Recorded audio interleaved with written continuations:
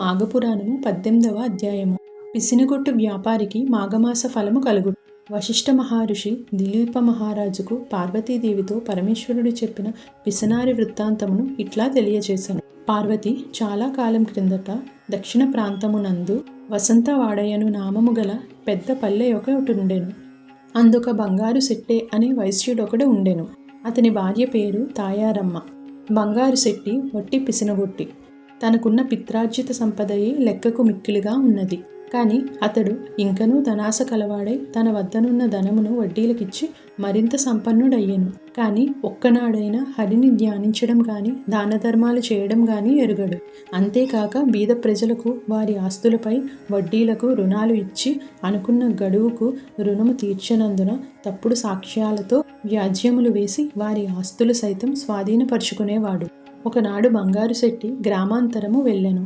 ఆ రోజు సాయంత్రం ఒక ముసలి బ్రాహ్మణుడు బంగారు శెట్టి భార్యను చూసి, తల్లి, నేను ముసలివాడను.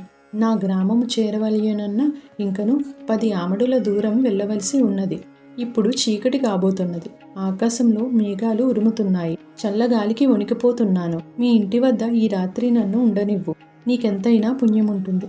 నేను సద్బ్రాహ్మణుడను, సదాచారపరుడను. ప్రాతకాలమున మాఘస్నానం చేసి వెళ్ళిపోతాను అని బ్రతిమలాడెను. తాయారమ్మకు జాలి కలిగెను. వెంటనే తన అరుగుమూల శుభ్రం చేసి అందుక తుంగ చాప వేసి కప్పుకొనుటకు వస్త్రము ఇచ్చి పండుకొమ్మని పలికెను. ఆమె దయార్థ హృదయమునకు ఆ వృద్ధ బ్రాహ్మణుడు సంతోషించి విశ్రాంతి తీసుకొనుచుండగా తాయారమ్మ ఒక ఫలమును ఇచ్చి దానిని భుజించమని చెప్పి, ఆర్య, మాఘస్నానము చేసి వెళ్తానన్నారు కదా, ఆ మాఘస్నానం ఏమిటి, దానివల్ల కలుగు ఫలితం ఏమిటి, సెలవివ్వండి అని అడిగినది. ఆమె వినడానికి ఎంతో కుతూహలముతో ఉన్నది. ఆ వృద్ధ బ్రాహ్మణుడు దుప్పటి కప్పుకొని, అమ్మ, మాఘమాసము గురించి చెప్పుటకు నాకు సఖ్యము కాదు. ఈ మాఘమాసంలో నదియందు గాని తటాకమందు గాని లేదా నూతియందు గాని సూర్యోదయం అయిన తర్వాత చన్నీళ్లు స్నానం చేసి విష్ణు మందిరానికి వెళ్ళి తులసి దళంతోనూ పువ్వులతోనూ పండ్లతోనూ పూజ చేసి స్వామివారి ప్రసాదమును స్వీకరించవలెను. తరువాత మాఘపురాణము పఠించవలెను. ఇట్లు ప్రతిదినము విడవకుండా 1 రోజులు చేసి ఆఖరున బ్రాహ్మణునకు సమారాధన దానములు ఇవ్వవలెను. అలా చేసిన ఎడల మానవునికి ఉన్న రౌరవాది మహాపాపములు నశించిపోవును. ఒకవేళ ఈ 1 రోజులు చేయలేని వారు వృద్ధులు, రోగులు ఒక్క రోజైనను అనగా ఏకాదశి రోజున గాని ద్వాదశిని గాని పౌర్ణమి దినమున కాని పై ప్రకారముగా చేసినచో సకల పాపములు వైదొలిగి సిరి సంపదలు పుత్ర సంతానం కలుగును. ఇది నా అనుభవంతో తెలియజేయుచున్నాను. ఆ బ్రాహ్మణుని మాటలకు తాయారమ్మ మిక్కిలి సంతోషించి తాను కూడా ప్రాతకాలమున బ్రాహ్మణునితో నదికి పోయి స్నానం చేయుటకు నిశ్చయించుకున్నది. అంతలో పొరుగురికి వెళ్ళిన తన భర్త అయిన బంగారు శెట్టి ఇంటికి వచ్చినాడు. అతడు రాగానే మాఘస్నానం గురించి చెప్పి తాను తెల్లవారుజామున స్నానమునకు పోవుదును అని తెలియజేశాను. భార్య చెప్పిన మాటలకు బంగారు శెట్టికి కోపం వచ్చి వంటి నిండా మంటలు బయలుదేరినట్లుగా పళ్ళు పటపటా కొరికి, ఓసి వెర్రిదానా, ఎవరు చెప్పినారే నీకు ఈ సంగతి? మాఘమాసమేమిటి, స్నానమేమిటి, వ్రతము దానములు ఏమిటి? నీకేమైనా పిచ్చి పట్టినదా? చాలు చాలు, అధిక ప్రసంగం చేసినచో నోరు నొక్కి వేయుదును. డబ్బులు సంపాదించడంలో నా పంచ ప్రాణములు పోవుచున్నవి. ఎవరికి ఒక్క పైసా కూడా వదలకుండా వడ్డీ వసూలు చేస్తూ కూడబెట్టిన ధనమును దానం చేయమంటావా? చలిలో చన్నీళ్ళ స్నానం చేసి పూజలు చేసి దానాలు చేస్తే ఒళ్ళు ఇల్లు గుల్లై నెత్తిపైన చెంగు వేసుకొని భిక్షాందేహి అని అనవలసి వస్తుంది. జాగ్రత్త, వెళ్ళి పడుకో అని భర్త కోపగించుకున్నాడు.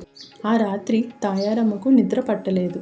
ఎప్పుడు తెల్లవారునా, ఎప్పుడు నదికి వెళ్ళి స్నానం చేస్తానా అని ఆతురంగా ఉంది. కొన్ని గడియలకు తెల్లవారినది.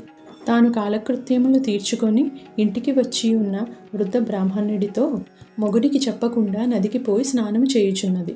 ఈలోగా బంగారు శెట్టి పసిగట్టి ఒక దుడ్డుకర్ర తీసుకొని నదికి పోయి నీళ్లలో దిగి భార్యను కొట్టబోవుచుండగా ఆ ఇద్దరు కొంత తడువులో నీళ్లల్లో పెనుగులాడితిరి. అటుల పెనుగులాడుచుండగా ఇద్దరూ నీళ్లల్లో మునగవలసి వచ్చింది. అటుల మునుగటిచి ఇద్దరికీ మాఘమాస ఫలము దక్కినది. భార్యను కొట్టి ఇంటికి తీసుకువచ్చినాడు. కొన్ని సంవత్సరములు జరిగిన తర్వాత ఒకనాడు ఇద్దరికీ ఒక వ్యాధి సోకినది. మరికొన్ని రోజులకు ఇద్దరూ చనిపోవుటచే బంగారు శెట్టిని తీసుకుపోవుటకు యమభటులు వచ్చి కాలపాసమును వేసెను. అలా యమభటులు బంగారు శెట్టిని తీసుకుపోయెను. తాయారమ్మను తీసుకొని పోవుటకు విష్ణుదూతలు వచ్చి ఆమెను రథంపై ఎక్కించుకొని తీసుకొని పోవుచుండిరి. అప్పుడు తాయారమ్మ యమభటులతో ఇట్లా పలికెను. ఓ యమభటులారా, ఏమిటి అన్యాయము? నన్ను వైకుంఠమునకు తీసుకుని పోవుట ఏమిటి? నా భర్తను యమలోకానికి తీసుకుని పోవుట ఏమిటి? ఇద్దరూ సమానమే కదా అని వారిని ఉద్దేశించి అడగగా, ఓయమ్మ, నీవు మాఘమాసంలో ఒక దినమున స్నానము చేసితివి. ఆ వృద్ధ బ్రాహ్మణుని మాటలు విని స్నానం చేయగా నీకు ఫలం దక్కినది. కానీ నీ భర్త అనేకులను హింసించి అన్యాయంగా ధనార్జన చేసి అనేకుల వద్ద అసత్యములాడి నరకము అన్న భయము లేక భగవంతునిపై భక్తి లేక వ్యవహరించినందువలన యమలోకమునకు తీసుకొని పోవుచున్నారు అని యమభటులు పలికితిరి. ఆమె మరలా వారిని ఇట్లా ప్రశ్నించెను. నేను ఒక దినమున స్నానము చేసినప్పుడు పుణ్యఫలము కలిగినప్పుడు నన్ను కొట్టుచు నాతో నా భర్త కూడా నీట మునిగినాడు కదా, శిక్షించడంలో ఇంత వ్యత్యాసము ఎలా కలిగినది అని అనగా, యమభటులకు సంశయం కలిగి ఏమీయూ తోచగా చిత్రగుప్తుని వద్దకు వెళ్ళి జరిగిన సంగతి అంతా ఆమె వేసిన ప్రశ్నలు అన్నీ వారికి తెలియజేసెను. చిత్రగుప్తుడు వారిద్దరి పాపపుణ్యముల పట్టిక చూడగా ఇద్దరికీ సమానమైన పుణ్యఫలము రాసి ఉన్నది. జరిగిన పొరపాటుకు చిత్రగుప్తుడు విచారించి బంగారు శెట్టిని కూడా వైకుంఠమునకు తీసుకొని పొమ్మని విష్ణుదూతలతో చెప్పెను. విష్ణులోకమునకు ముందుగా వెళ్ళి ఉన్న తాయారమ్మ భర్త గతి ఏమయ్యెను అని ఆతృతతో ఉండగా బంగారు శెట్టిని పుష్పక విమానం మీద తెచ్చి వైకుంఠంలో విడిచిరి. భార్యాభర్తలు ఇద్దరూ మిక్కిలి సంతోషించినారు. రాజా, వింటివా? భార్య వల్ల భర్తకు కూడా ఎటుల మోక్షము కలిగెనో. భర్త దుర్మార్గుడై పిసినిగొట్టుగా వ్యవహరించినప్పటికీ కూడా భార్య యథాలాపంగా ఒక్కరోజు మాఘస్నానం చేసినందున ఇద్దరికీ వైకుంఠ ప్రాప్తి కలిగినది కదా.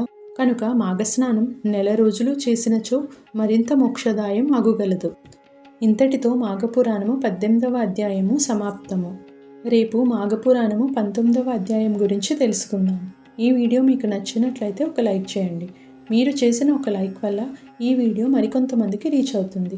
అలాగే ఈ వీడియోని మీ ఫ్రెండ్స్ అండ్ ఫ్యామిలీకి షేర్ చేసి నా ఛానల్ని సబ్స్క్రైబ్ చేసుకోండి. Thank you for watching.